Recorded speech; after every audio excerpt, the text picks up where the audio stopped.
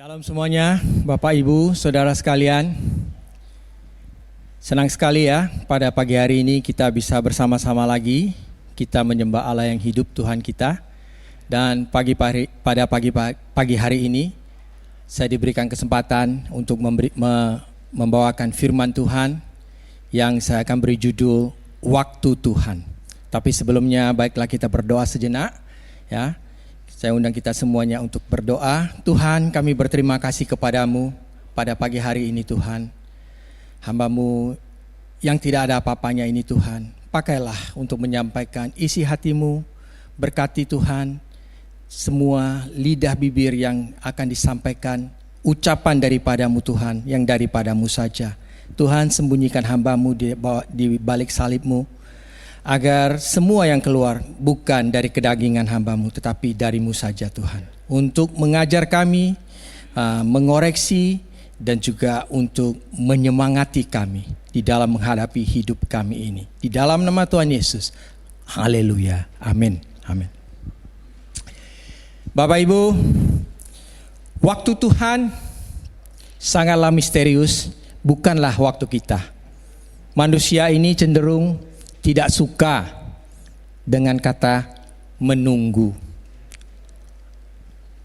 Karena menunggu adalah pekerjaan yang paling membosankan. Pada dasarnya manusia selalu mau cepat, ekspres, instan. Tahukah saudara, Abraham menunggu hampir 25 tahun untuk menunggu janji Allah digenapi. Yang lagi rame ya, his only son ya, di Indonesia lagi ribut. Tapi saya nggak ngomong itu. Dan juga Yusuf juga membutuhkan waktu 13 tahun dari mimpi dari Tuhan sampai penggenapan janjinya menjadi PM di Mesir. Yesus juga membutuhkan waktu. Ya, dia perlu proses dari kelahiran, pelayanan, mengajar, disalib, mati dan bangkit, dan juga untuk menebus dosa umat manusia. Semua yang terjadi membutuhkan waktu, membutuhkan proses. Tapi banyak yang kita sadari, sebagian besar dari kita tidak suka menunggu waktu Tuhan. Kenapa? Karena menunggu itu tidak enak dan kadang bisa sakit dan menderita. Apalagi menunggu janji Tuhan sampai yang belum tergenapi. Kita merasa kok lama sekali Tuhan. Kapan ya Tuhan? Percayalah saudara, Tuhan tidak pernah terlambat. Kitalah yang suka terburu-buru. Ya, cepat dong. Aduh Tuhan. Ya. Hari ini kita mau belajar dari kehidupan Daud ya. Bagaimana Daud berhasil menantikan waktunya Tuhan dalam penggenapin janji Tuhan untuk mengangkatnya menjadi raja kedua di Israel. Firman Tuhan hari ini diambil dari 2 Samuel bab 1 ayat 1 sampai 16. Mari saya bacakan ya. Judulnya Daud menerima kabar kematian Saul. Setelah Saul mati dan ketika Daud kembali sesudah memukul kalah orang Amalek dan tinggal 2 hari di Ziklag, maka datanglah pada hari yang ketiga seorang dari tentara dari pihak Saul dengan pakaian terkoyak-koyak dan tanah di atas kepala. Ketika ia sampai kepada Daud, sujudlah ia ke tanah dan menyembah. Bertanyalah Daud kepadanya, "Dari manakah engkau?" Jawabnya kepadanya, "Aku lolos dari tentara Israel." Bertanyalah pula Daud kepadanya, "Apakah yang terjadi? Coba ceritakanlah kepadaku." Jawabnya, "Rakyat telah melarikan diri dari pertempuran. Bukan saja banyak dari rakyat yang gugur dan mati, tetapi Saul dan Yonatan anaknya juga sudah mati." Lalu Daud berkata kepada orang muda yang membawa kabar kepadanya itu, "Bagaimana kau ketahui bahwa Saul dan Yonatan anaknya sudah mati?" Orang muda yang membawa kabar kepadanya itu berkata, "Kebetulan aku ada di pegunungan Gilboa." Maka tampaklah Saul bertelek pada tombaknya, sedang kereta-kereta dan orang-orang berkuda mengejarnya. Ketika menoleh ke belakang, ia melihat aku, lalu memanggil aku, dan aku berkata, "Ya Tuhanku." Ia bertanya kepadaku, siapakah engkau? Jawabku kepadanya, aku seorang Amalek. Lalu katanya kepadaku, datanglah kemari dan bunuhlah aku, sebab kekejangan telah menyerang aku, tetapi aku masih bernyawa. Aku datang ke dekatnya dan membunuh dia, sebab aku tahu ia tidak dapat hidup terus setelah jatuh. Aku mengambil jejamang yang ada di kepalanya dan gelang yang ada pada lengannya, dan inilah dia kubawakan kepada tuanku. Lalu Daud memegang pakaiannya dan mengoyakkannya, dan semua yang bersama-sama dengan dia berbuat demikian juga. Dan mereka menangis dan berpuasa sampai matahari terbenam. Karena Saul, karena Jonatan anaknya, karena umat Tuhan, dan karena kaum Israel, sebab mereka telah gugur oleh pedang. Kemudian bertanyalah Daud kepada orang muda yang membawa kabar itu kepadanya, asalmu dari mana? Jawabnya, aku ini anak perantauan orang Amalek. Kemudian berkatalah Daud kepadanya, bagaimana? Tidakkah engkau segan mengangkat tanganmu memusnahkan orang yang diurapi Tuhan? Lalu Daud memanggil salah seorang dari anak buahnya dan berkata, kemari, paranglah dia. Orang itu memarangnya sehingga mati. Dan Daud berkata kepadanya, kau tanggung sendiri darahmu, sebab mulutmu lah yang menjadi saksi menentang engkau, karena berkata, aku telah membunuh orang yang diurapi Tuhan. Bapak Ibu Saudara sekalian, dari cerita ini kita tahu ya, bagaimana saya akan secara singkat dan cepat, bahwa kita tahu bahwa Daud itu sudah diurapi oleh Nabi Samuel pada saat waktu dia masih mengembalakan domba. Ya, memang tidak disebutkan secara eksplisit berapa umur Daud pada saat itu. Tapi menurut komentari diperkirakan adalah antara 15 sampai 19. Karena umur untuk orang yang bisa join jadi tentara adalah 20 tahun. Nah, jadi pada saat itu Samuel datang untuk mengurapi Daud menjadi raja. Kita tahu ya dari ceritanya semuanya itu. Setelah Daud mengurapi Daud di tengah-tengah saudaranya, semenjak hari itulah dan seterusnya Roh Tuhan berkuasa atas Daud. Nah, inilah salah satu kunci ya, Daud bisa berhasil dan menuju posisi raja yang telah Tuhan tentukan. Tetapinya realita hidupnya tidaklah demikian. Meskipun dia sudah diurapi menjadi raja, tidak langsung lantas jadi raja. Dan dia harus menghadapi begitu banyak rintangan. Secara official dia bukanlah raja yet, belum. Meskipun sudah diurapi oleh nabi dan diangkat oleh Tuhan sendiri.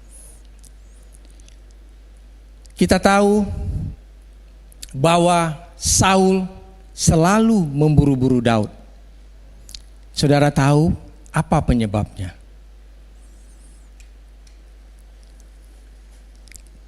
Banyak orang berpikir di saat berita dikabarkan kepada Daud bahwa Saul telah mati, Daud ini akan bersuka cita. Musuh sudah mati. Berarti jalan menuju tata kerajaan sudah dekat toh? Tetapi Daud tidaklah demikian, saudara. Justru bertolak belakang dari prediksi orang pada umumnya. Orang-orang beranggapan bahwa Daud akan bersuka cita, tetapi tidak. Tetapi Daud sungguh mempraktekkan kasih. Di dalam ayat 11 dikatakan, lalu Daud memegang pakaiannya dan mengoyakkannya, dan semua yang bersama-sama dengan dia juga berbuat demikian. Dan mereka meratap, menangis dan berpuasa sampai matahari terbenam, karena Saul, karena Jonatan anaknya, karena juga umat Tuhan yang telah gugur oleh pedang. Ini bukan pencitraan, saudara. Bukan pencitraan yang sering terjadi ya. Para politikus, oh begini. Bukan, saudara. Daud benar-benar berduka cita. Kita sering dengar ya istilah yang sangat terkenal. Senang lihat orang susah, susah lihat orang senang. Itulah umumnya manusia. Apalagi yang terjadi pada musuh bebuyutan. saingan, kompetitor.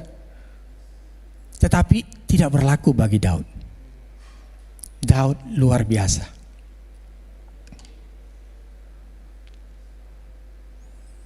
Meskipun berita kematian Saul ini agak berbeda. Kalau kita baca satu bab sebelumnya di 1 Samuel 31 ayat 1 sampai 13, itu ceritanya berbeda, saudara. Dan orang Amalek ini membuat satu rekayasa. Jadi cerita ini adalah bohong sebenarnya. Dan saya percaya, ini menurut penafsiran saya ya, bahwa orang Amalek ini pasti melihat kejadian pada saat Saul. Kejadian dia sudah tergeletak karena di bab sebelumnya dikatakan bahwa Saul ini sudah kena panah dan sudah parah. Dan dia menoleh ke belakang, dia itu memanggil pengangkat senjatanya untuk membunuhnya. Tetapi pengangkat senjatanya itu segan, gak mau membunuhnya. Tapi dia mengambil pedangnya dan menancapkan dirinya. Begitu juga dengan pembawa senjatanya. Dan saya percaya pasti orang Amalek ini melihat kejadian itu di sana. Makanya dia bisa mengambil merekayasa begitu rupa bahwa dialah yang seolah-olah dipanggil oleh Saul untuk membunuh Saul. Dia mengira bahwa akan mendapatkan reward dari Daud karena berhasil membunuh musuhnya. Tetapi saudara, dia lupa bahwa Daud tidak pernah menganggap Saul itu adalah musuhnya. Tetapi dia selalu mengakui Saul sebagai raja dan pemimpin Israel yang sah dan diurapi Tuhan. Tetapi rekayasa ini tentang yang orang Amalek ini tidak mempengaruhi Daud yang menjadi duka cita yang mendalam. Tetapi dia berduka karena Saul dan Yonatan dan beserta seluruh orang Israel telah gugur oleh pedang. Saudara tahu apa yang menjadi penyebab huru-hara dan Saul ingin membunuh Daud? Kita lihat pada saat Daud menang dalam perang, dia masuk ke dalam kota bersama Saul. Perempuan-perempuan menari-nari dan bersaut-sautan mengatakan, Saul mengalahkan beribu-ribu, tetapi Daud mengalahkan berlaksa-laksa. Itulah sebenarnya kunci daripada kenapa Saul benci kepada Daud. Karena dia iri hati. Makanya dia bilang, jangan-jangan satu hari jaban raja pun jatuh kepadanya. Makanya Bapak Ibu Saudara sekalian, hati-hati dengan iri hati. Hati-hati dengan iri hati. Iri hati dapat menghancurkan hidup kita dan juga hidup orang lain yang kita irikan. Hati-hati jangan dikuasai oleh roh iri hati.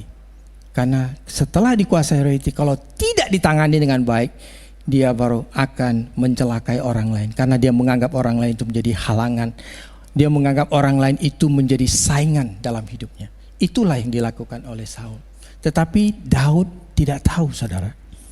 Bahkan Yonatan pun tidak tahu kenapa sampai Saul ingin membunuhnya. Karena iri hati ini adalah dosa tersembunyi, saudara. Dosa tersembunyi yang hanya diketahui oleh orang yang mengiri dan Tuhan. Karena orang yang kita tidak tahu, tapi Tuhan tahu. Saya berikan contoh, dikala roh iri ini ingin menyerang kita. Contoh ya, sederhana. Ketika kita melihat teman seangkatan kita, kok lebih berhasil ya, lebih kaya ya,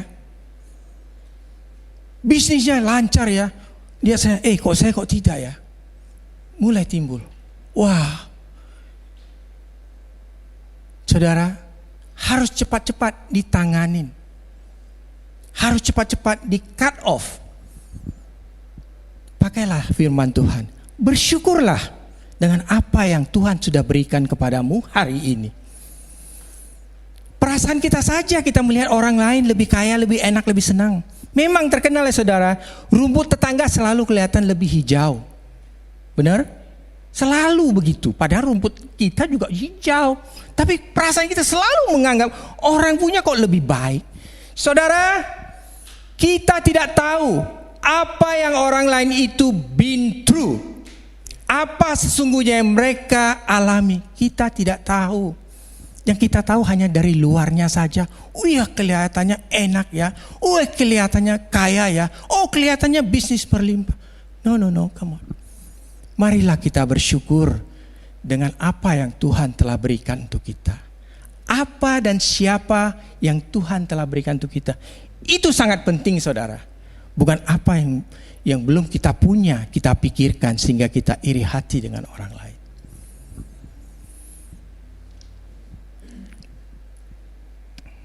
Saudara tahu akibat daripada iri hati Saul, dia sampai membunuh Ahimelek yaitu imam di Nob. Dan keluarganya 85 orang imam dibunuh. Dan juga termasuk seluruh penduduknya, termasuk lembunya, termasuk sapinya dan keledainya, semua dimusnahkan. Kita bisa bandingkan dengan ketika Saul diperintahkan oleh Tuhan untuk membasmi orang Amalek. Tetapi Saul tidak taat kepada firman Tuhan. Tuhan suruh basmi semuanya agar habis semuanya. Karena orang Amalek itu jahatnya luar biasa saudara. Mereka yang menghalang-halangi bangsa Israel waktu saat keluar dari Mesir. Makanya Tuhan ingin memusnahkan itu. Tuhan bilang jangan ada belas kasihan. Tetapi Saul tidak mematuhinya. Saudara lihat ya, iri hati lebih besar kuasanya dan daripada ketaatan Saul untuk mentaati Tuhan, firman Tuhan. Betapa bahayanya iri hati. Hati-hati saudara ya. Kita belajar bahwa iri hati ini sangat-sangat berbahaya. Marilah kita, kalau ada, meskipun terbesit di hati kita, cepat-cepat kita harus menyelesaikannya. Saudara juga tahu bahwa Saul ini begitu banyak akalnya. Karena kalau sudah iri hati itu, ininya jalan, siasatnya jalan. Selalu berpikir bagaimana caranya supaya orang ini bisa binasa. Saudara tahu pada saat Daud menang dari Goliat, seharusnya anak pertamanya diberikan kepada Daud sebagai hadiah ya. Kan tahu ya waktu sebelum berperang, itulah janjinya salah satunya. Dan yang kedua adalah tax free ya, oleh yang bisa mengalahkan. Tetapi ternyata tidak pada saat itu saudara. Anaknya diberikan kepada orang lain. Dan setelah itu dikatakan anak yang kedua, karena anak yang kedua Milka itu cinta kepada Daud. Saul memanfaatkan kesempatan itu untuk sebagai jerat agar Daud bisa mati di medan pertempuran. Dengan akal, saya tidak mau emas kawin, kata Saul, saya hanya ingin kulit katan orang Filistin 100 orang. Daud bilang, wow, jangankan 100. Daud pulang dengan membawakan 200 orang kulit katan Filistin. Karena pikir Saul, di saat dia pergi ke sana, dia akan mati terbunuh. Dan kelihatannya seperti seolah-olah accident ya saudara. Begitulah, sangat berbahaya sekali.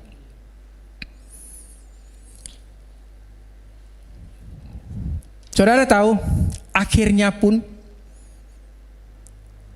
setelah Daud harus melarikan diri dari kejaran Saul, dia harus lari sendiri. istrinya yang kedua ini, yang Mikal ini, juga diberikan kepada orang lain. Saudara bisa membayangkan ya, bagaimana perasaan Daud saat itu. Sebenarnya Daud sebagai seorang panglima perang Israel yang selalu memenangkan peperangan untuk raja dan juga sudah menjadi menantu raja, seharusnya hidupnya enak dong ya. Seharusnya hidupnya baik ya. Tetapi karena iri hati inilah dia jadi sasaran untuk dibunuh. Tapi Daud sungguh-sungguh mempraktekkan kasih sejati. Meskipun dikejar-kejar, mau dibunuh. 2 kali kesempatan ada waktu Daud bisa membunuh Saul, tetapi Daud tidak melakukannya. Bahkan pada saat pertama dia ada kesempatan membunuh Saul, dia tidak berani melakukan apa-apa, hanya memotong punca jubah Saul. Setelah memotongnya, Daud berdebar-debar, saudara. Saudara tahu kenapa begitu? Karena Daud sangat menghormati Tuhan. Karena Saul adalah raja yang diurapi Tuhan. Dan dia sadar betul kalau dia membunuh Saul, berarti dia tidak menghormati Tuhan.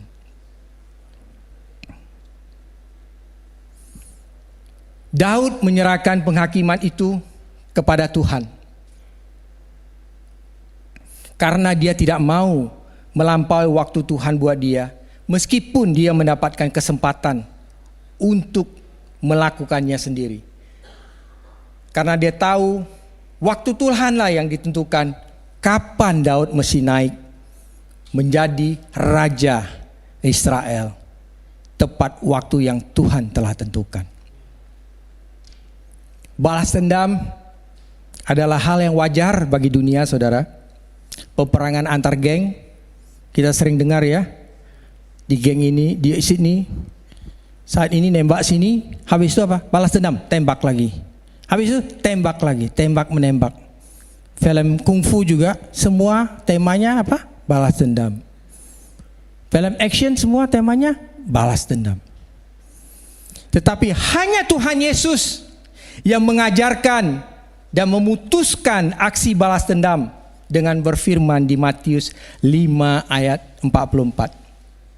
Tetapi aku berkata kepadamu, kasihilah musuhmu, berdoalah bagi mereka yang menganiaya kamu.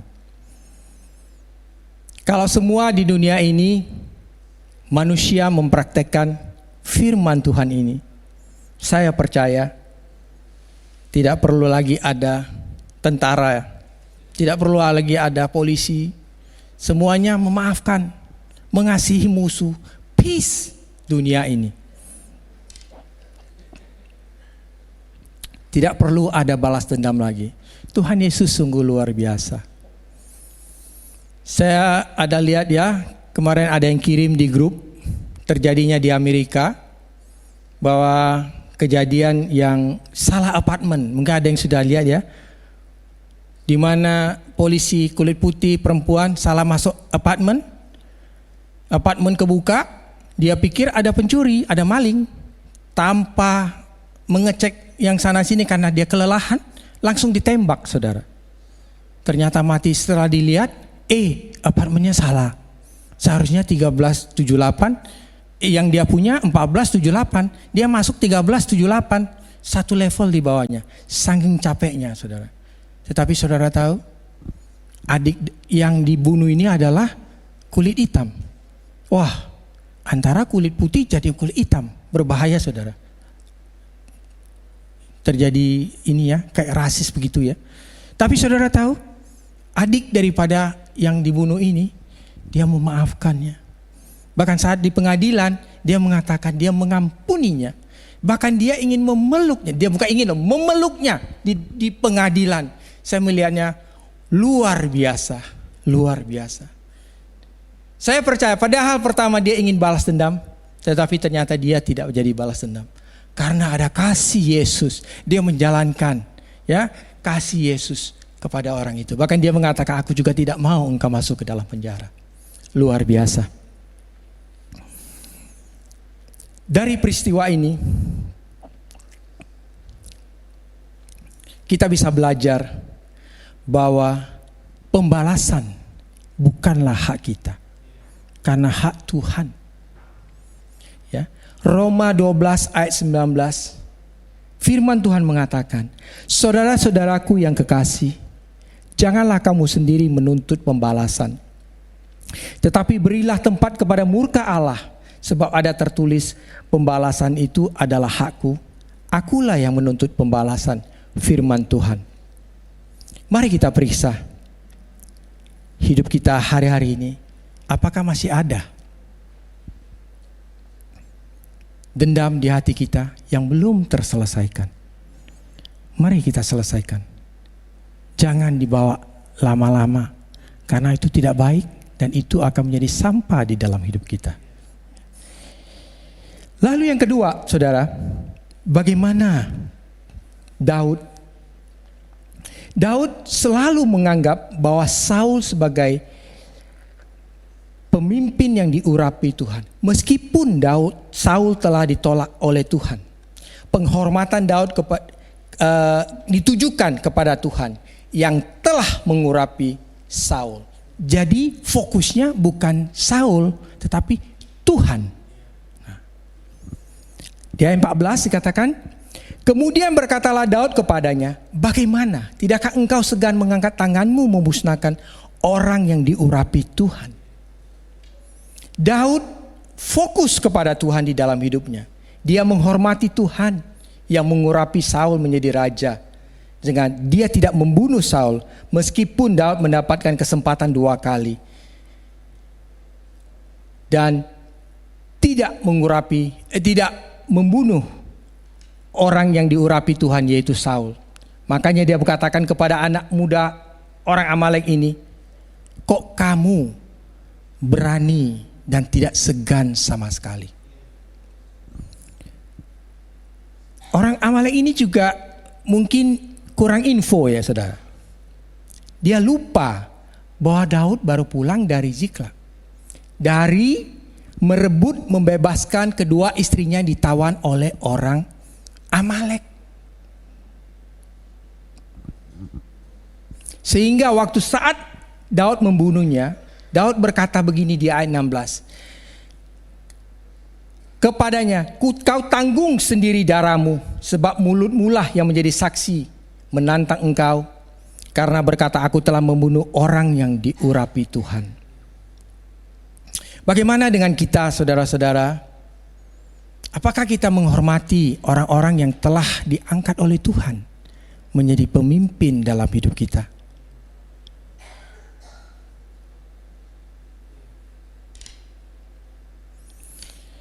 Orang tua kita, suami, bos, majikan, pemerintah, pemimpin rohani di gereja, bapak gembala kita. Semua yang saya sebutkan tadi adalah masih manusia biasa, saudara ya, yang masih bisa jatuh. Ya, ketika jatuh janganlah kita bersuka cita, tetapi kita harus berduka cita. Marilah kita berdoa, karena semuanya itu kita masih manusia. Dan kita berdoa agar para pemimpin-pemimpin yang Tuhan telah tetapkan untuk memimpin kita diberkati Tuhan, diberikan kebijaksanaan seperti Daud menghormati Tuhan. Ada peribahasa ya, tak ada gading yang tak retak, yang artinya tidak ada manusia yang sempurna. Hanya Tuhan Yesus yang sempurna. Akhirnya, setelah kita baca lagi bab-bab berikutnya bahwa Daud berhasil menjadi raja atas Yehuda.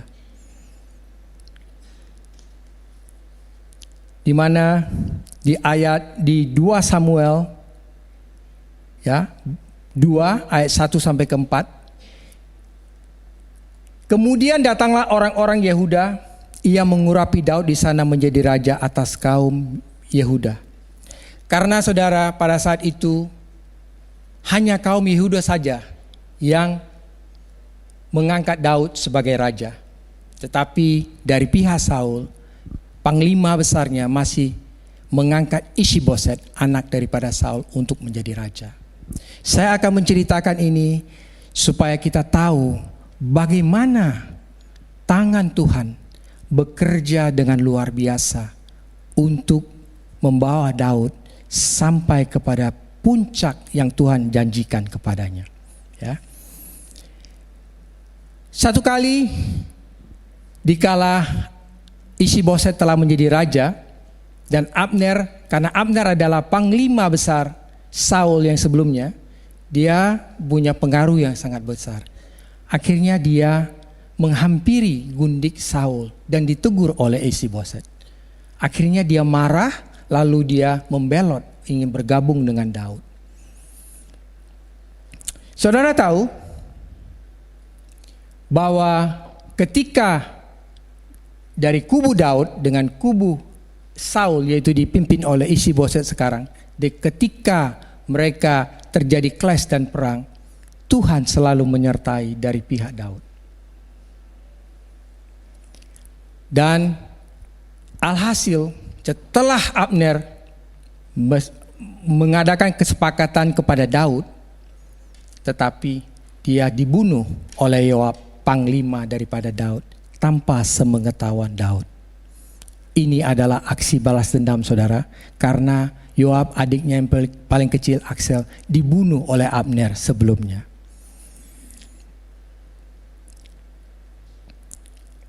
Setelah Abner dibunuh, maka Ishiboset pun dibunuh oleh dua orang gerombolan.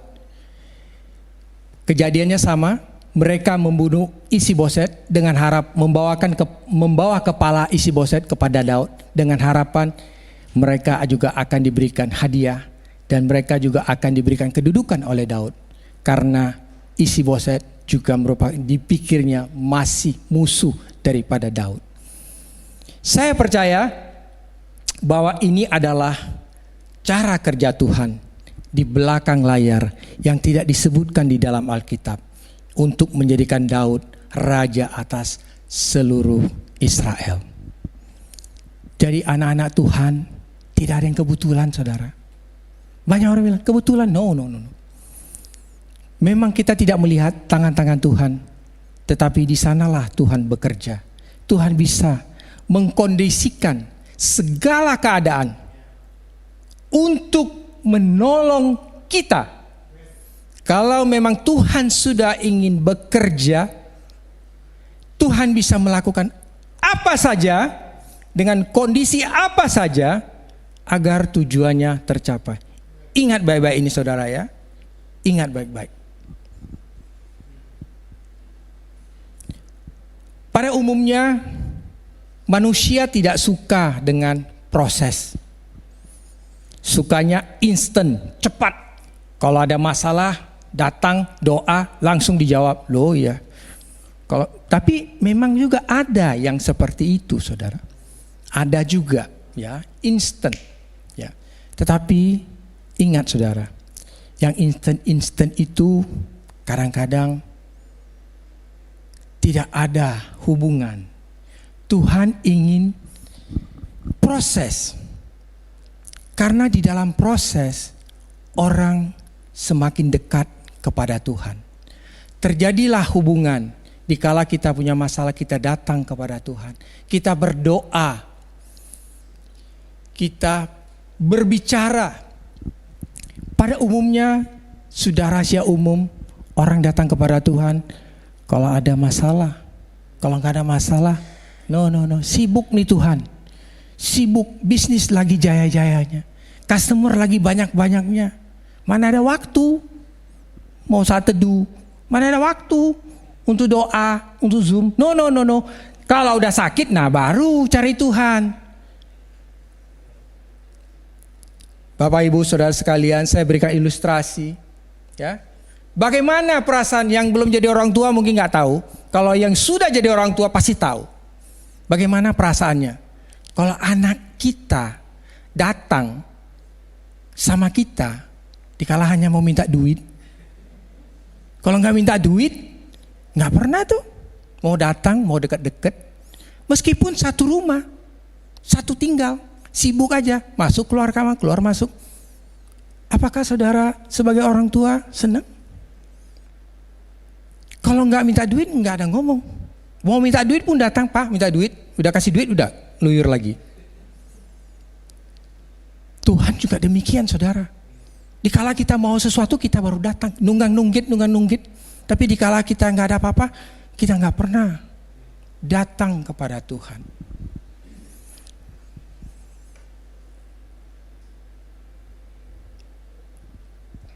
Ibrani 12 ayat 6, firman Tuhan mengatakan, karena Tuhan mengajar orang yang dikasihinya, ia menyesah orang diakuinya sebagai anak. Oleh karena itu, bersabarlah. Tetap nantikan Tuhan. Karena waktu Tuhan bukan waktu kita. Pertolongan Tuhan tidak pernah terlambat. Seperti kepada Daud, ya. Tuhan juga akan lakukan kepada kita, ya. Kita kadang sering bertanya, kapan dikala masalah? Kapan ya Tuhan? Kapan? Atau kalau enggak, kok saya? Bukan orang lain. Kita merasa bahwa Tuhan itu lambat sekali. Tapi sesungguhnya kita yang terburu-buru. Kita tidak sabar di balik proses yang Tuhan izinkan sesuatu terjadi di dalam hidup kita. Saya percaya ada sesuatu yang Tuhan ingin ajarkan kepada kita. Pembentukan karakter.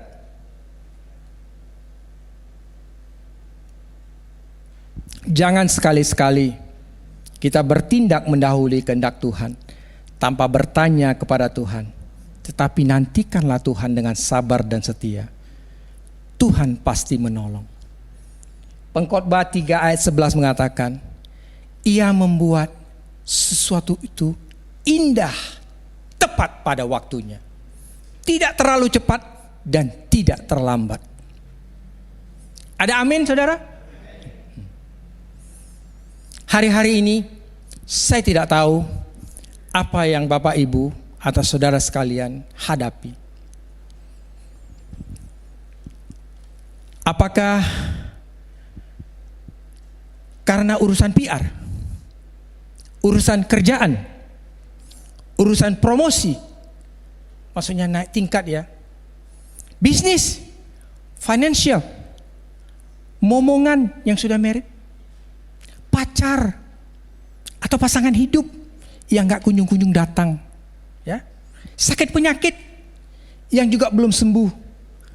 Mari kita ubah cara pandang kita. Jangan bertanya kapan, tetapi tanyalah kepada Tuhan, apa yang Tuhan mau kerjakan, apa yang mau Tuhan saya pelajari dari semua proses yang saya alami ini. Perkencang doa, perkencang persekutuan dengan Tuhan. Datanglah kepada Tuhan setiap kita punya kesempatan. Saya percaya hubungan dengan Tuhan, makanya dari awalnya, kenapa Daud sampai dia bisa berhasil? Roh Tuhan selalu ada padanya. Dan sekarang siapa? Roh Kudus yang selalu ada pada kita. Saya mau tutup dengan satu kesaksian. Saya minta 5 menit ya bro. Dikala saya nge-apply PR sekitar, ini ceritanya cukup lama, sebelum bukan sebelum Joshua lahir loh, Joshua sudah lahir, maaf. Ya, sekitar 2003 ya. Saudara tahu, saya mesti datang ke sini lagi dengan visa student dalam rangka menunggu PR. PR-nya udah di-apply hampir 2 tahun, belum keluar-keluar juga. Tiap hari kita doa, nangis-nangis. Joshua kalau nggak salah umur 3 tahun ya, dipakai Tuhan dengan luar biasa. Dia 3 tahun, tapi dia bisa pakai Tuhan, kok bisa? Saya nggak tahu kenapa kok dia bisa dipakai Tuhan dengan begitu rupa. Setiap kali kita sedih, kita nangis, dia bisa nyanyi. Allah itu besar, El Shaddai. Selalu dipakai oleh Tuhan untuk menguatkan kita. Saudara tahu bahwa semester 1 sudah saya lalui dengan begitu rupa, beratnya minta ampun saudara. Saya mesti sekolah, saya mesti jaga anak, saya mesti kerja. Semester 2 akan datang, yaitu hari Senin ya, ibaratnya gitu ya. Hari Senin depan ini harus bayar uang kuliah. Kalau enggak ya enggak bisa kuliah. Dan visa saya di terminate, sedangkan visa PR saya belum ada kabarnya, saudara. Juliana di tempat kerja, begitu banyak teman-teman kita ya, udah dapat PR, dia tunggu, saya baru dapat PR katanya. Dia bilang, Tuhan, kapan giliran saya? Saya juga, Tuhan, kapan giliran kita? Saudara tahu, mereka itu mendapatkan apply dengan peraturan baru. Nah, saya itu tidak qualified dengan peraturan baru karena saya tamatnya lebih cepat, saudara. Seandainya saya gagal aja satu subjek, saya bisa nge-apply melalui itu. Tapi saya kecepatan, saya berhasil semua. Maksudnya tuh kuliahnya lulus semua. Kalau saya tahu saya gagalin satu. Benar. Dia bilang because you graduate too early. Oh my God. Ya. Tapi saya percaya saudara, itu tidak kebetulan. Karena Tuhan gak mau di dalam daftar saya punya skrip itu ada yang fail. Jelek kan? Jelek loh saudara, dan harus bayar 2.500 untuk fail, ngulang lagi kan? Benar gak? Tapi saudara, hari Senin saya harus membayar 9.000 untuk biaya kuliah semester depan. Hari Kamisnya Tuhan granted visa PR saya. Luar biasa, saya bilang Tuhan, terima kasih. Look saudara, Tuhan tidak pernah terlambat. Amin. Ingat saudara, dikala iblis selalu mengatakan, loh mana Tuhanmu? No. Stop you iblis. Tuhan saya tahu kapan waktu yang terbaik buat anak-anaknya. Ada amin saudara? Terjadilah menurut keimanmu hari ini. Dalam nama Tuhan Yesus.